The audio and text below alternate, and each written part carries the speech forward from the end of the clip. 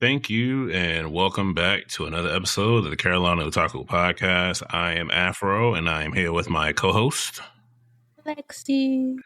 Welcome back, you guys. Yeah.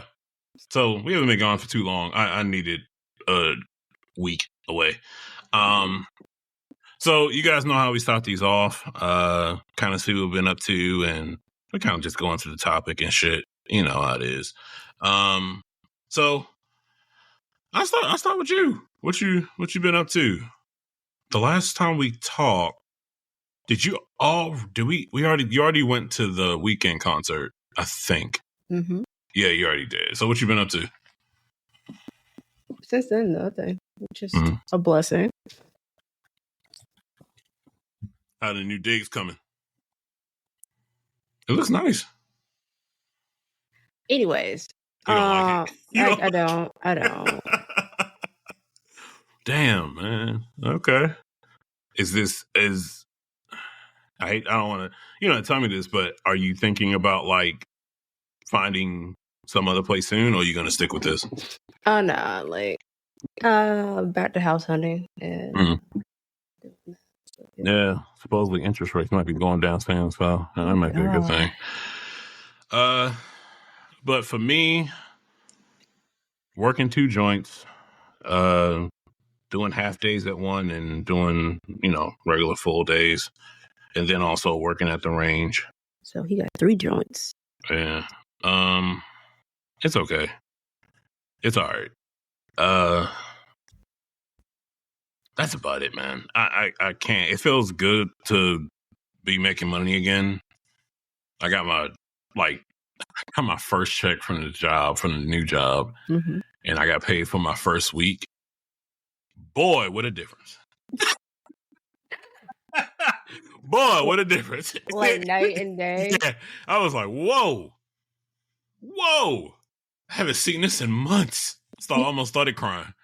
But other than that, it's been just pretty chill. Just working and coming home and just doing stuff around the house that I can get to and all that shit. So nothing too crazy. So speaking of having the jobs and stuff, we both have worked multiple jobs at the same time.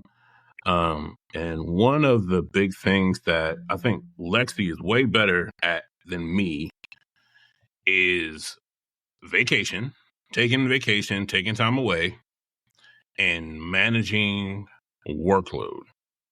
Yeah. And it's the difference between managing workload if you're going into an office. I get it, because you can leave that shit at home. Right? No, leave that shit at work. Excuse me. You leave that shit at work and you don't worry about anything until you get back the next morning. When you work from home and trying to step away from stuff, like you can do it. But if you have Slack, if you have your work email or any other shit on your phone, and you're not turning off those Slack notifications when somebody is in a certain channel that, you support or whatever, that gets annoying. It does. It really That gets really fucking annoying, and you have to kind of just shut your shit off for that. I was literally I say last week, I'm going in early, leaving at 12, and then coming home and then doing the rest of the shit that I have to do. All right, so I'm not staying the full hours inside, but it just seems like every time I go in, it's always stupid shit. It's always shit. Everything can be running smooth. I mean, smooth.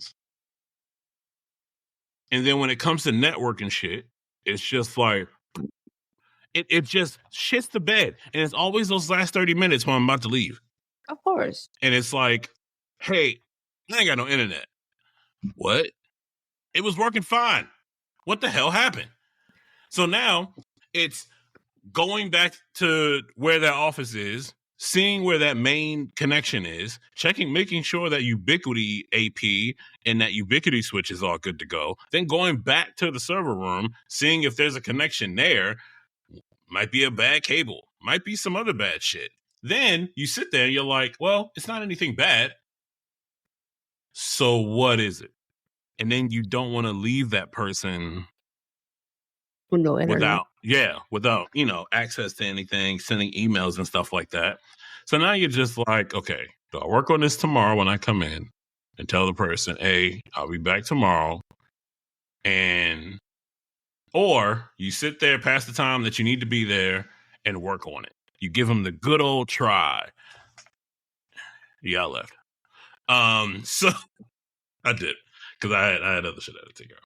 But it's always shit that happens like at that last minute when you're just about to hit the door. Like you're just about to log off. Even working remotely, you're about to log off, and then somebody you get happens. that, and you get that ticket that comes into your queue, and you're like, "Yo, this is crazy. I have been waiting for a response from you all day, and you want to be a dickhead and send me a message saying, "Hey, you have time for that call?" No. I don't. I don't. I'm about to go eat. Leave me alone. Leave me alone. So it's been working with that, dealing with that, learning how to manage that, and also kind of working within a startup company. Mm-hmm.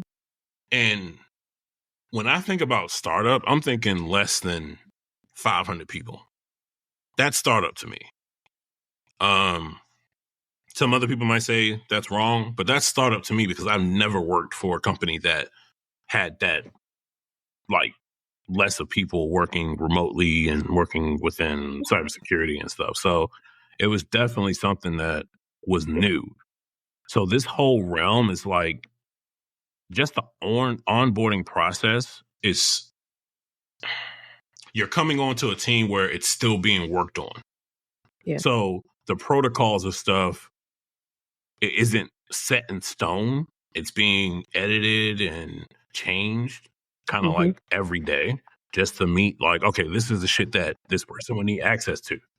This is the shit that this person needs to download. They have to log into. They have to do everything that they need to do with. So that's what I'm going through. And it's more of me, even when I'm ghosting individuals, it's me asking, honestly, the best thing that I can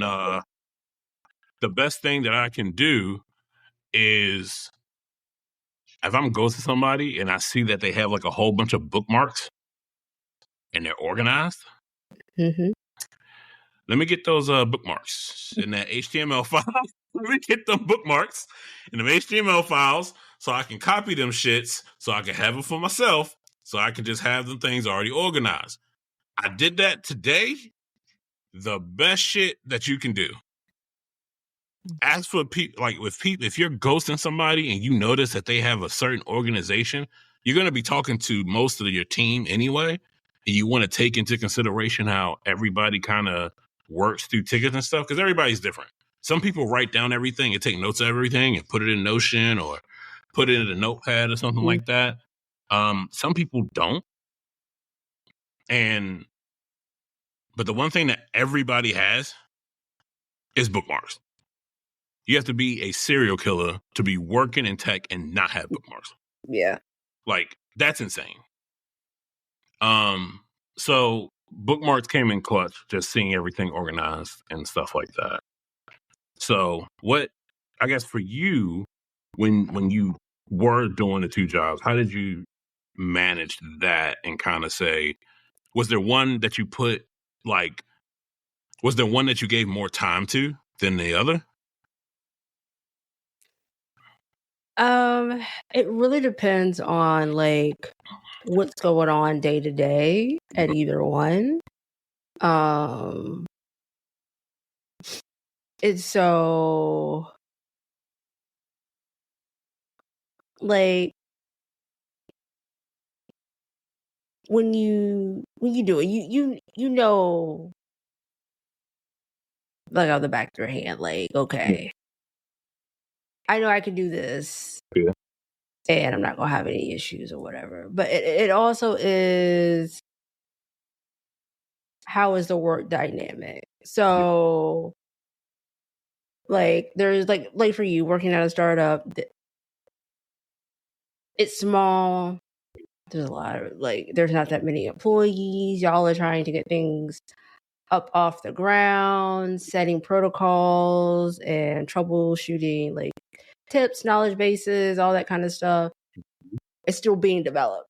Yeah. While working at let's say an established place already, you already have all of that. So like if I run into an issue at an established place, all right, I know I got this article over here that I can go look, or like, okay, there's this coworker that's been here XYZ amount of years, I can just go ask them really quick, get some knowledge real quick and keep it moving. Instead of like working with a startup, you're gonna have to figure that out because those things are not there.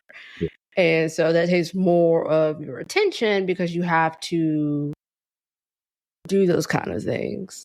So that's kind of how I like it's going to be different depending on, like I said, where you work, what you do, and things of that nature there. And like for you, like yours is different. You have to go in to one and you're remote on the other, right? So like I'm always remote, so like I hop off one and then like the next one is like there or whatever. So I don't necessarily have to like get up, put clothes on or whatever, yada yada yada. It's manually like shut this shit down, let's hop on to the other one and see what's going on. But yeah, it's to the point where, like I was saying, sometimes I sit in that office when I'm in there for that half day and I'm just like, what the fuck am I doing here? What am I doing here? Like, I could be at home in my drawers working, like literally in my drawers working, doing what I have to do, taking meetings, taking cases and everything like that, not being here, not, it's, I don't know. It's still some shit I gotta think about. But, I definitely understand what you're saying when because I've worked for companies that have like their knowledge base already set, and there are certain things that you document that is kind of reoccurring. So if you see it once, you take documentation of it, and then you can, if it's the same thing, you give them that answer, duplicate it on your own, walk them through it and everything like that. Got it. Cool. So yeah. So with just in general, with like workload, I realized that because at first I was like, oh yeah, I can do this shit. This shit's fucking easy. I'm going to go in. I'm going to do both in the office. Yeah, no, I was like, I'm going to do both in the office, blah, blah, blah, blah. Because I was told that I could do both of them remotely. Well, one of them says, the only way that you can get hours is if you come into the office. So me logging into my computer, taking meetings and stuff with you is not considered that. So I said, fuck it. I'm going to leave the laptop that I have at the office. I'm not going to bring that shit home. Fuck that. That's counterintuitive like a motherfucker. So I said that. And then it was something that you said that I was thinking about today on how, like, I think we might have talked about this, but it kind of goes into this whole work around shit and the whole, like,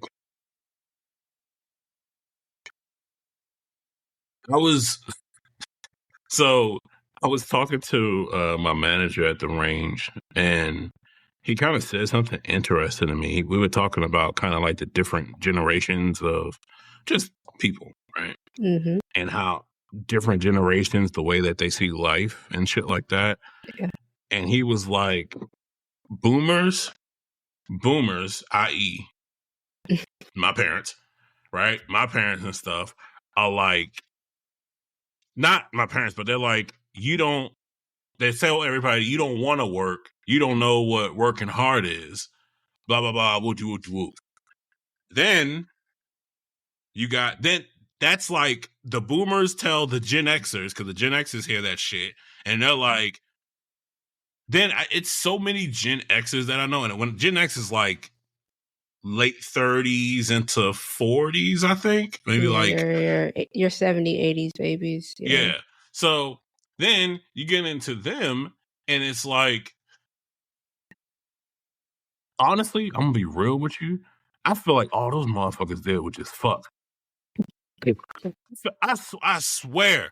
I feel like no, but when you sit here and think, like, really think about this. Think about people that are like in that generation age, right? Think about where they are now. Yeah. And do you think that they were able to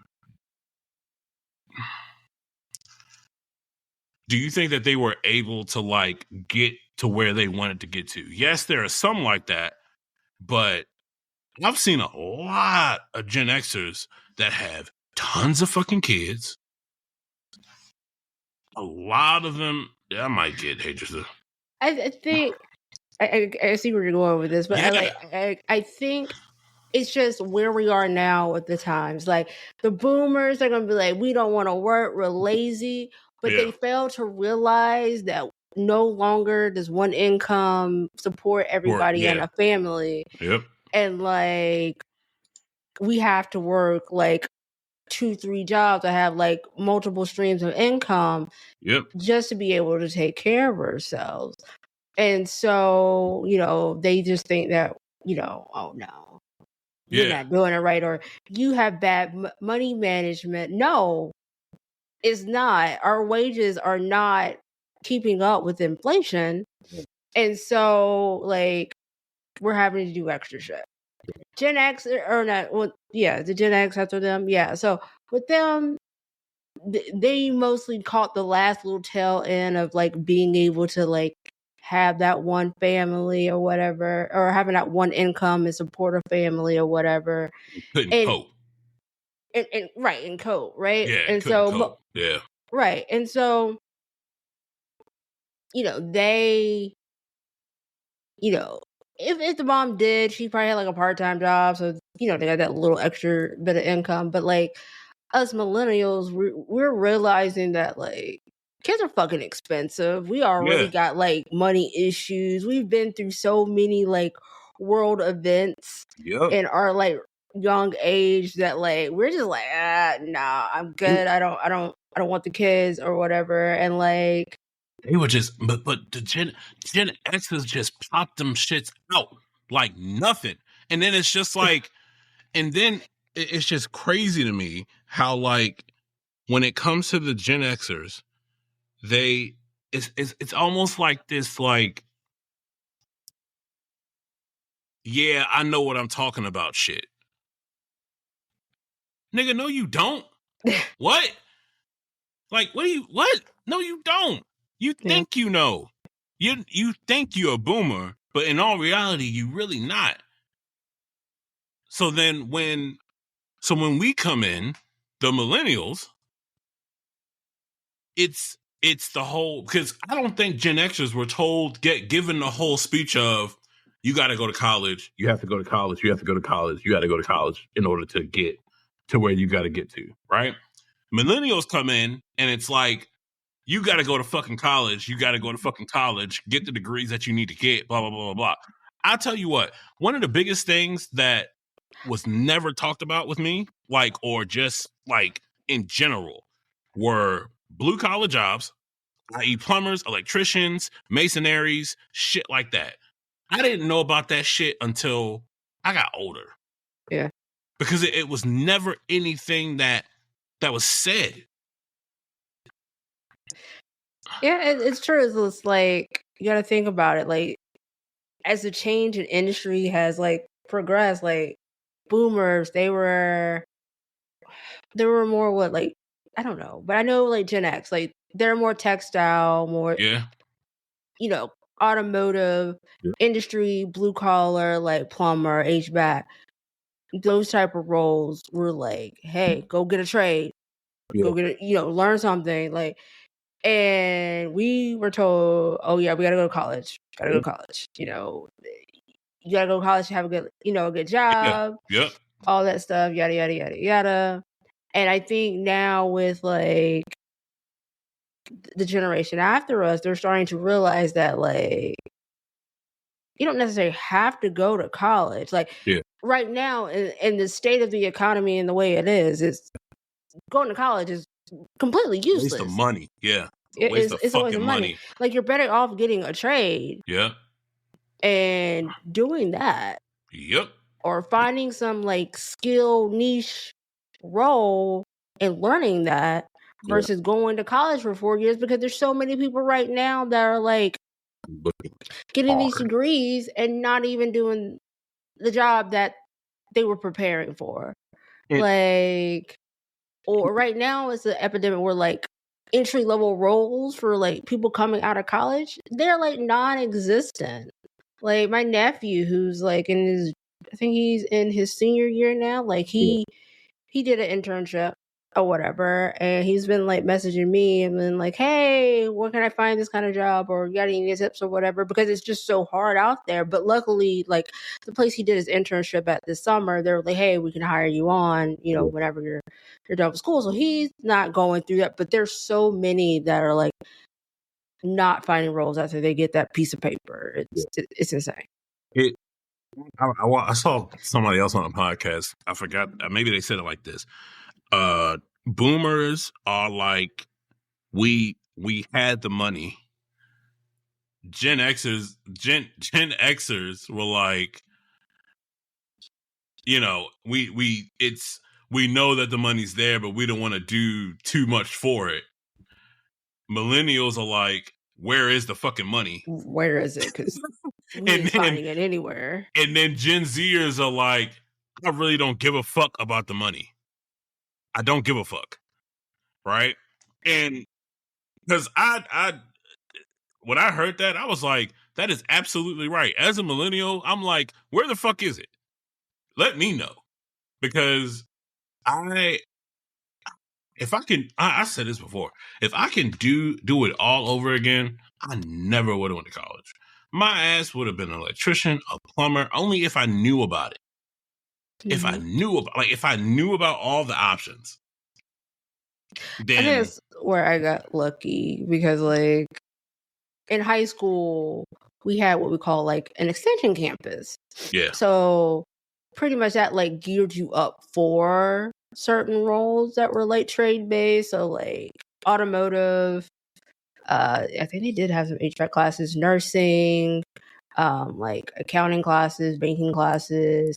I took biomedical sciences. Yeah. So like you do get like, I got lucky and I got exposure. So I knew like for me, I wanted to be in like, originally I wanted to be in like the healthcare field, and I found out like nursing was not it for me. So like I took biomedical sciences, and then like I was like, okay, well, tech, and now I kind of do both. So it's that kind of thing. But I think that's where, as millennials, our parents and the school system failed us. It was not letting us know that there's other options out there, instead of breathing down our neck about college admissions and SAT scores and, things of that sort. There's other options out there. College is not for everybody, obviously. And even if you went to college, that's not guaranteed that you're going to get a good job after college. I know somebody with a psychology degree and they don't even use it. They haven't used it. So it's just a waste of money and paper. That's the other thing too. Like, there are certain degrees that I think are just like, what are you going to do with that shit? Right. What are you going to do with that? Like, I love art. Love it to death. Right? If you're not going to be teaching art, I don't know what you're going to do with it, bro. There are tons, huh? It's going to be a piece of paper. That's it. I know there are tons of outlets out there that you can do to get your shit out there. But the question is, are you actually going to do it? Are you actually going to put yourself out there and your work to be criticized, to be talked about, to be looked at in a way that isn't the way that you wanted it to be looked at, but looked at in totally different ways? Because that's the way art should be looked at, right? But when you put your shit out there, i.e., like us doing this shit, it gets critiqued, it gets talked about, it gets ridiculed and laughed at and all that shit. Like, it happens. Who gives a fuck? You gonna do it or not? But getting a degree in that shit, I know tons of artists that are great artists, and a lot of them don't have a degree in art at all. None of them. I even thought about going to get my MFA in photography, and I'm happy that I didn't go. That just would have been more money out of my pocket. For what? And now you don't even do photography. Yeah, I don't even do photography anymore. I don't. I said, nah, I'm done. Because anybody could pick up a fucking camera and take shit. And honestly, I swear to goodness, I was taking pictures like crazy in college and a little bit after college too. Like, I had equipment, studio lights. I still got studio lights and everything. And I got really fucking good at it. Like, I got good. And as soon as I saw where Instagram was going and I saw where all that shit was going, I was like, oh, this is gonna get really saturated really fast. And now look, we have AI, so it's this is gonna get crazy. Yeah. But with all of that, we come to, with workload, you kind of have to relax and relieve your stress, right? So first, let me ask you this question: what would actually help you relieve stress more, music or gaming?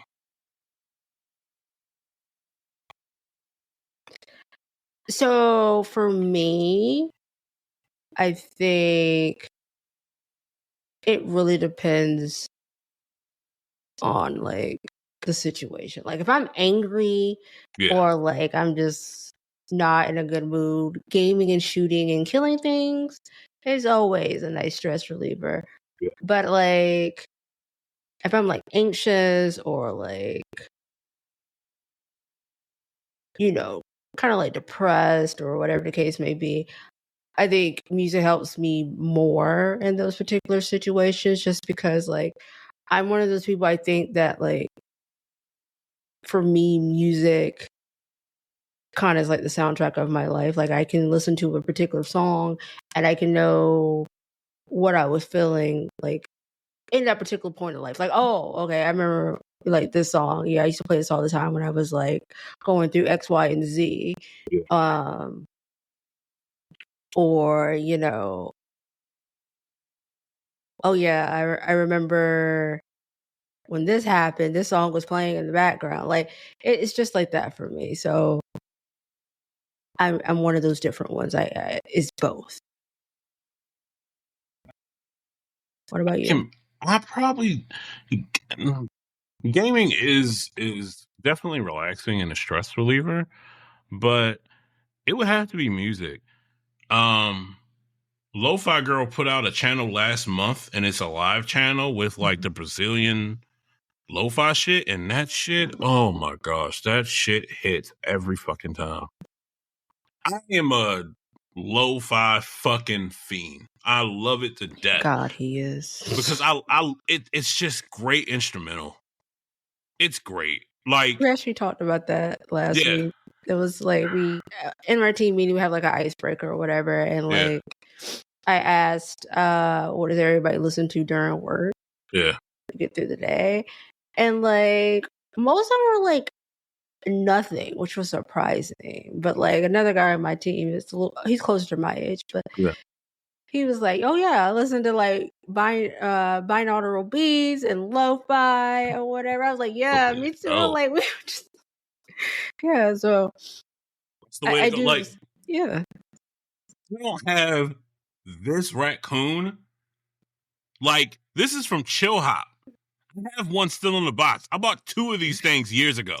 Oh man. This is the Chill Hop raccoon, right?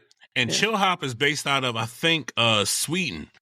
And I saw this and I said, oh my gosh, I want this. Because this is like a Funko Pop almost. So I bought 2 of them. And it just sits here right on my desk. And honestly, it just reminds me why I love like lo-fi. But it's something about music that I can listen to and that like really just it calms the fuck out of me. It really does. It relaxes me. So it's music to me is my shit.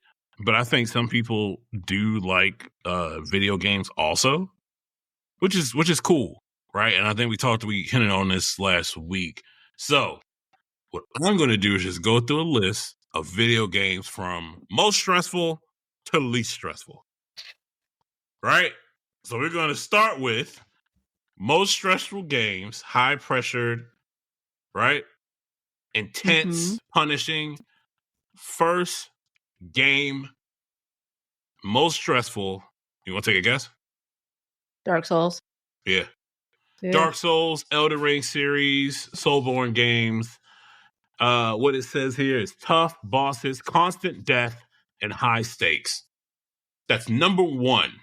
I hate Dark Souls so much. Oh my god! Like years ago, like we had a goal on my channel, and like they challenged me to play Dark Souls 3. Oh my god, the amount of like anger. I ended up rage quitting that game. I don't think I've picked it up since because I just hate that fucking game. But yeah. I kind of wonder if somebody is like, oh yeah, I love Dark Souls. Yeah, there's people that love that shit. Because you don't have a soul. Has to be. So like you said, number 2 is Bloodborne. Number 3 is interesting to me. What is it? But I get it because I watched people play it. Cuphead. Yeah. That'll be it. Yeah, I play Cuphead. I definitely agree. Yeah, Cuphead. Cuphead is number 3. Fast pace, boss rush, very unforgiving. Number 4, I would actually enjoy playing this is Doom Eternal. They say it's chaotic, relentless demon fights, but that's I mean, I play Gears of War, so I mean, I like Doom. Doom is what? I don't know. Number 4. Number 4, and then number 5 is Call of Duty, Warzone, Apex Legends, competitive battle royales. See, that'll be number 4 for me because that's more of those are more stress inducing because you have other players that you're playing with, and you got to keep your head on a swivel at all times, right? Yeah. And then like, not just that, like you're playing with random, like, well, you don't know who everybody on your team, so like you don't know everybody's play style, and like some people could be ass, or you might be ass, and then they talking shit about you. Like it's a lot to go into that. So like I can see that being number 4, but not number 5, or at least for me. Also, I have a crazy hot take. I hate battle royales. I think they're dumb. Sorry, gonna go off this tangent real quick.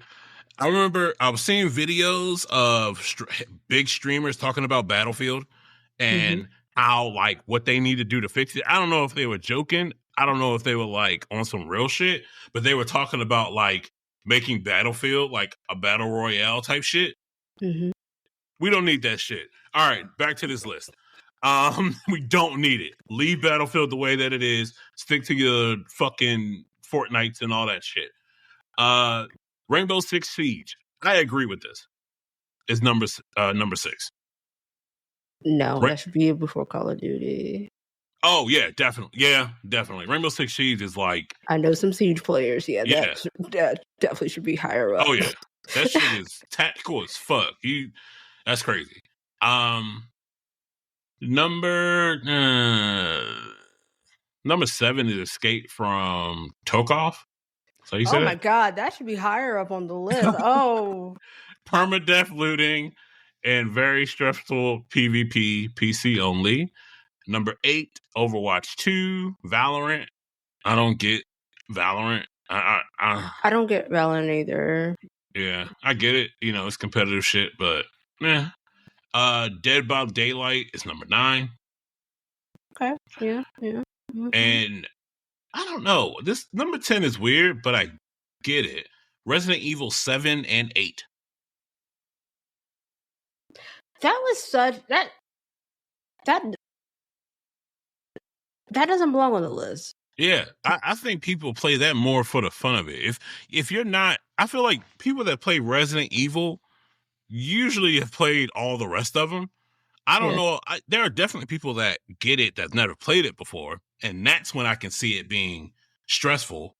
But most people that have played or play Resident Evil have usually played it before and kind of expect certain shit to happen. You know, so that's, I don't know why that's on there.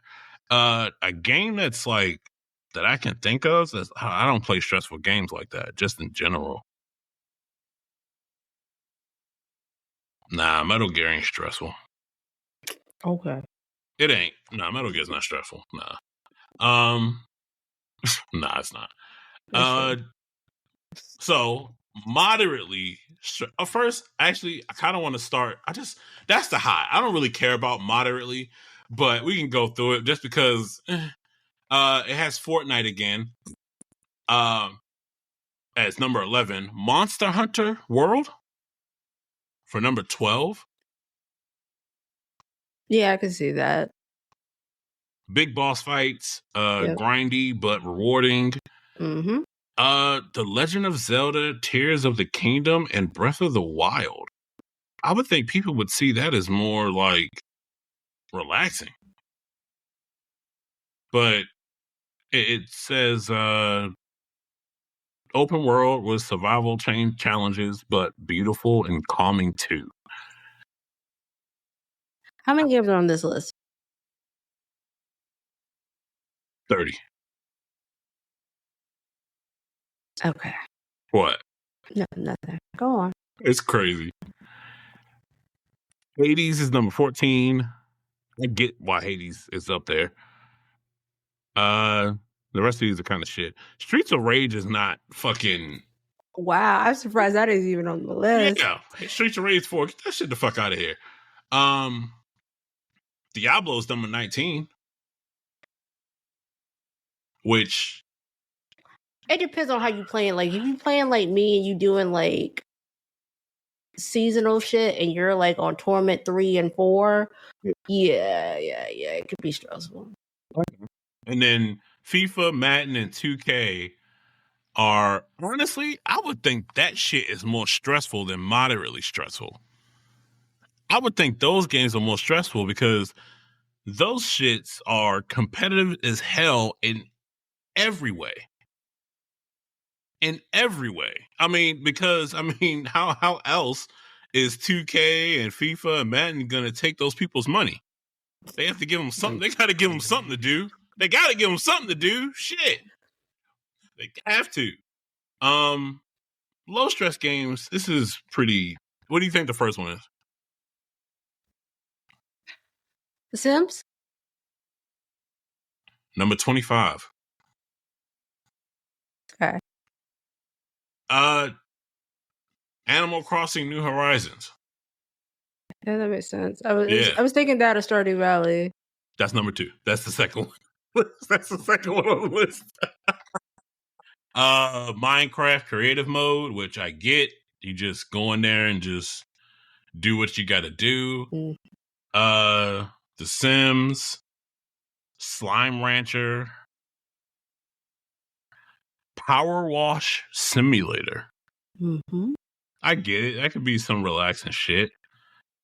And Cozy Grove. I don't know what the fuck that is. I don't know what that is. Yeah, I don't either. But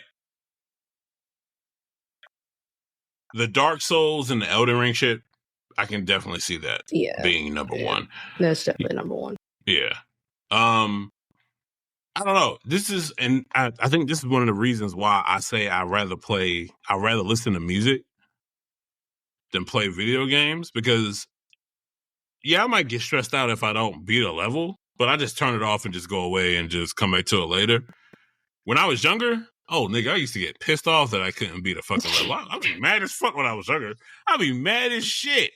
I'd be playing like I know exactly the fucking level too. Donkey Kong, it was the level where they're on that damn cart and that makeshift on that makeshift railroad, and you have to get the jumps right. And couldn't get that shit, man. And you know what the crazy shit is? Then I remember I had the Super Nintendo at my dad's house, and I remember coming back there, and my dad and my stepmother actually were able to do it because they were practicing. Oh, I know that had to piss you off. They were able to practice when I wasn't there. So when I saw them do it, I was like, "What in the fuck is going on?" But that was a hard one for me. I remember that one very, very well. But yeah, when I was young, I used to get pissed off at like crazy games.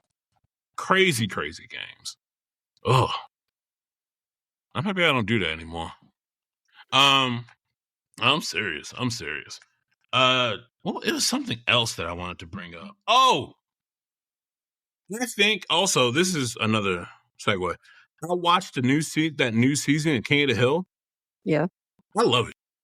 I did too. It was really good. I thought it was fucking great the way they did it.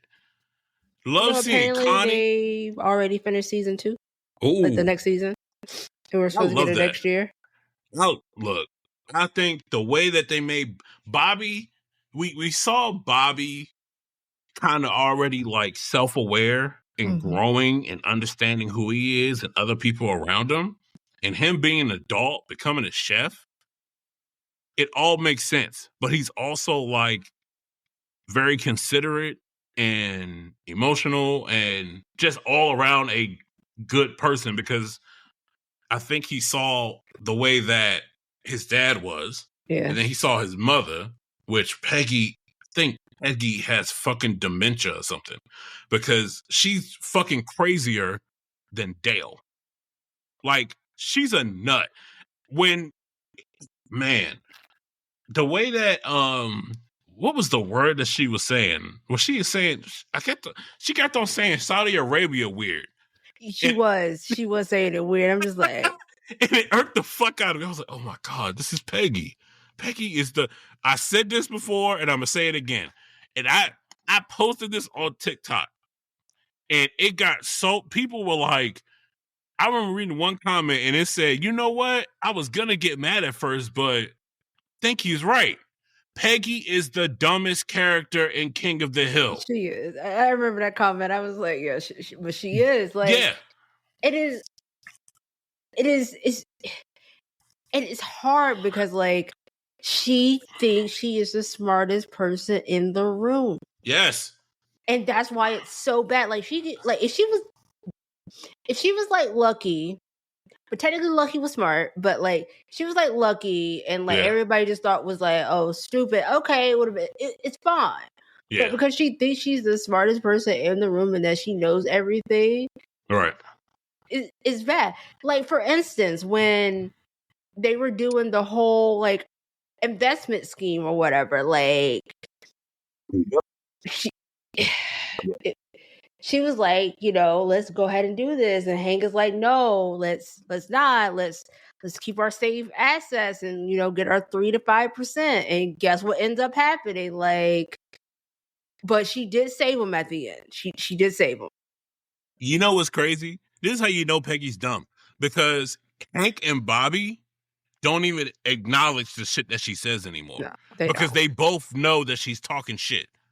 Like, I remember Peggy was like, or you can name it, after your mother. And no, it was the beer episode. And they were like, what are you gonna, Bobby, you gonna name your beer after me? And he was like, yeah, Mom. Or you remember the episode where she like she has to go through the MRI. Yeah. And she's like freaking the fuck out. She's like, no, I'm not having a panic attack. No, I'm fine. I'm fine. Yep. No. And Bobby came in and was like, hey, Mom, I'm here. Guess what? We're going to be having like a mother's get together dinner all the time. And the doctor was like, oh, how did you know that she was like, kind of claustrophobic and all that stuff? He was like, I don't know. It's just something that I just do. Like, and I love the way that,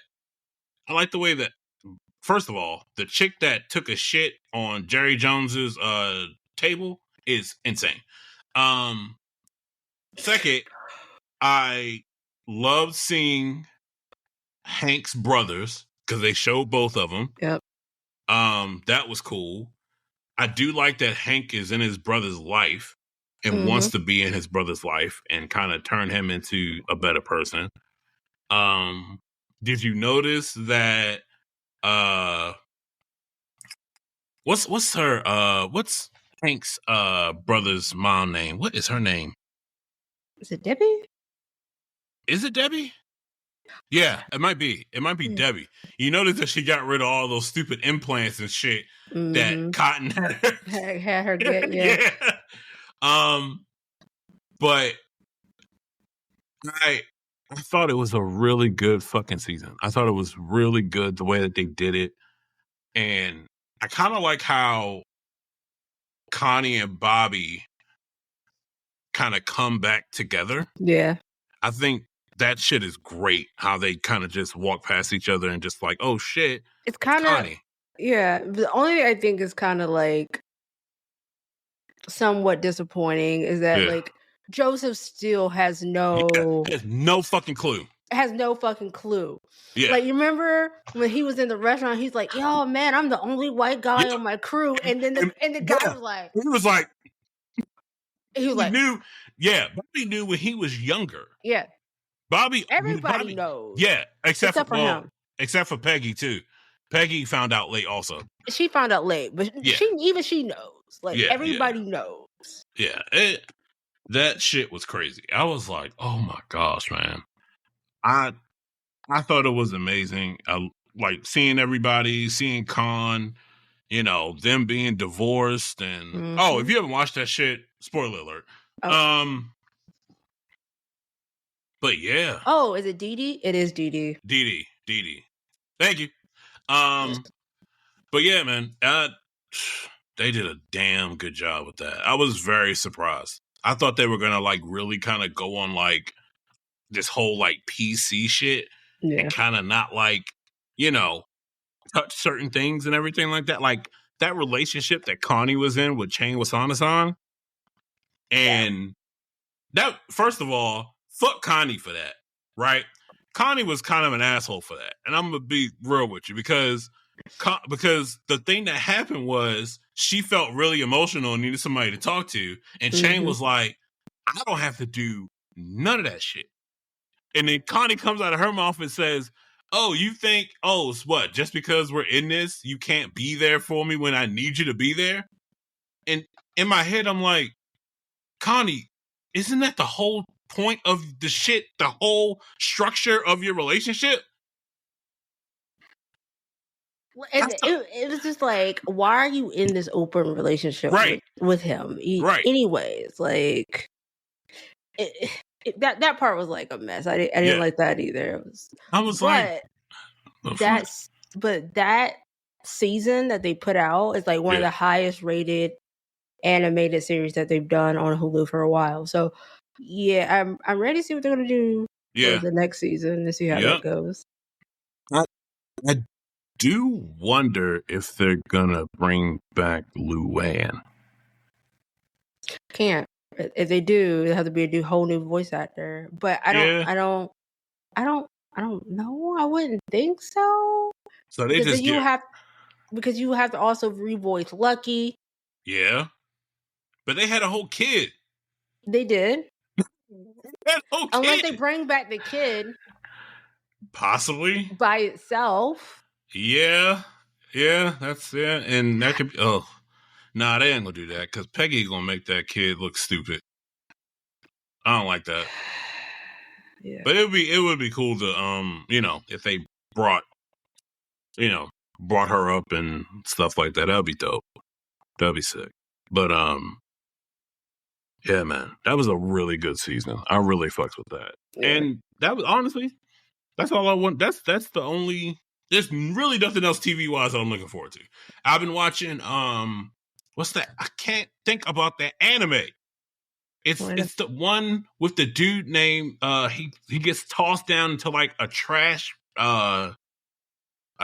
world, and he's a cleaner, and he has these powers that I can't pronounce the name. It starts with a G. Damn it! But I've been watching it like a lot.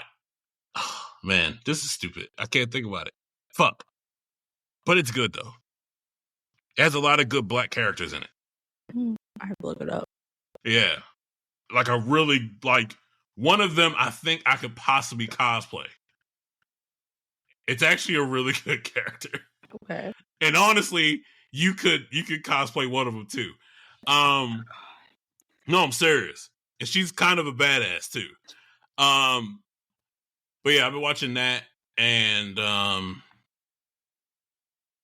I've been watching that. Like, I know you guys see it on Facebook, but if you haven't watched it, it's interesting. And I'm gonna give you spoilers, so whatever. True. But you know that like catfish high school like shit where the mom is literally like basically like harassing her own daughter. It is crazy. Like, how can you do that to your own child and be like, but I love them? And what? Yes, sorry. Yeah, like, sorry. but I love them. That's what? Ugh. It was just crazy. That's the name of it. Can you see that? Yes, I see it. Yeah. And I'm not going to even try to say it. Yeah, that's it. But it's a great series. But I have not seen what you were talking about. That sounds crazy. Yeah.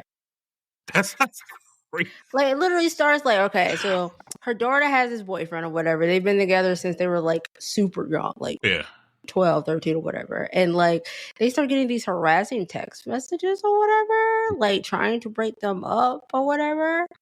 And it was weird because like the person that was texting them knew stuff about like what was going on in school and their friends and all that shit.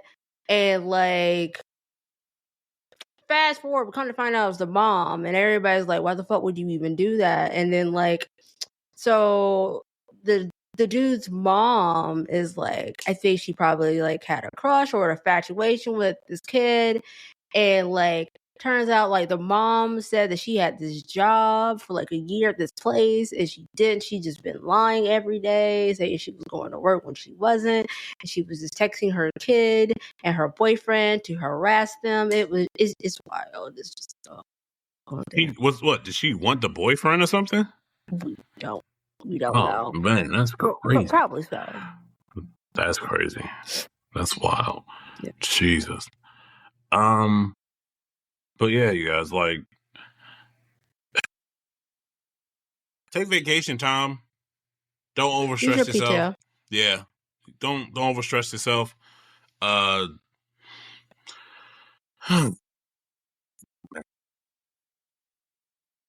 That's it, man. That's all the fuck I got. That's all the fuck I got. You guys were almost at 300 followers on TikTok and almost 100 on Instagram. Yeah. Which I know that sounds low to some people, but that's actually really cool to me. So appreciate that. Yeah. Is there anything else you want to add? You gonna be streaming anytime soon? Oh no, I'm sick. I'm about to go like take me a bath and take some NyQuil and go to bed. I don't feel good. That's what I'm gonna go do. Oh, I didn't get the purple one. The cluster? Yeah, I didn't get the purple because supposedly that's gonna fuck with my eyes. And I already have like bad vision when I'm like driving at night sometimes. So that shit's gonna be hard on the eyes. So I went with like an ice blue. I mean, that'll work. Yeah, something real chill. But yeah, thank you guys for listening. Like I said, appreciate the likes and the follows and the people that actually watch us live. Thank you very, very much. It's greatly appreciated.